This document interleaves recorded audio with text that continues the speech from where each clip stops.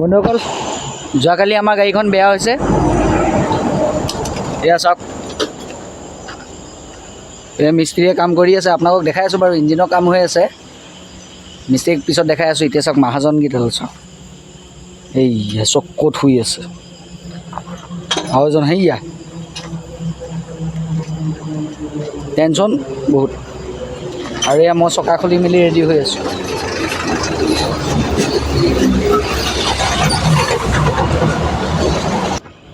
কাম কৰি আছে ৰাতি এতিয়া 2টা বাজিলে হেল্ল' কিবা ক'ব নেকি নহয় এতিয়া টোপনি লাগি আছে একো নকওঁ হৈ গ'ল কাম ল'লোঁ BS6 আপোনাৰ ফেজ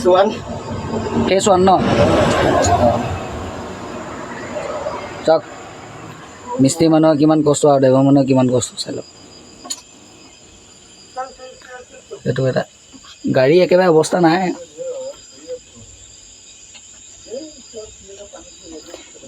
এইটো মিনি ব্লগছ বনাইছোঁ আপোনালোকে চবেই চাব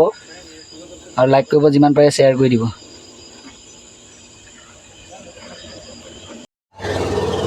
বন্ধুসকল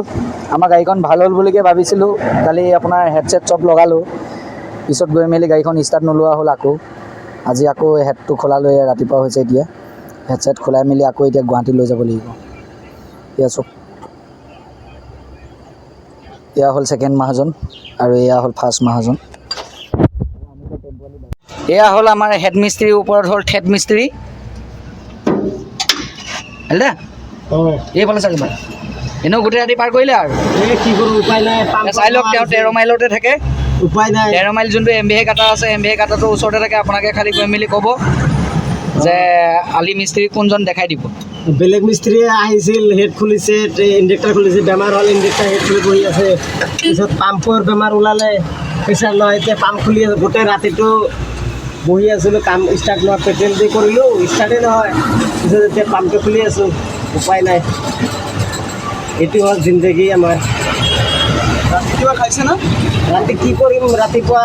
6টা বজাত যাই কিনে পুৰি খাইছোঁ উপায় নাই গোটেই দিনতে ভোকা আছিলোঁ আছোঁ ৰাস্তাত ফাইনেলি আমাৰ গাড়ীটো কেতিয়া ঠিক হ'ব আজি গধূলি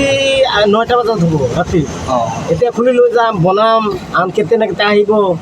তাৰপিছতে ক'ব পাৰিম এতিয়া আপোনালোকে আকৌ গুৱাহাটী যাব আজি নহ'লে কালি হ'ব মানে চিয়'ৰ দিব নোৱাৰে এইবিলাক কাম চিয়'ৰ নাই কোনো দিব নোৱাৰে আজিকালি মানুহৰ গেৰাণ্টি নাই কেতিয়া মৰে ঠিক আছে আপোনালোকে আমাৰ ভিডিঅ'টো চাব চাই মেলি আপোনালোকক যদি গাড়ী চাই বেয়া হয় তেতিয়াহ'লে ডাইৰেক্ট 13 মাইল MVA কাটাটোৰ ওচৰত যাব গৈ মেলি খালি আপোনালোকে ক'ব যে আলি মিস্ত্ৰী ক'ত আছে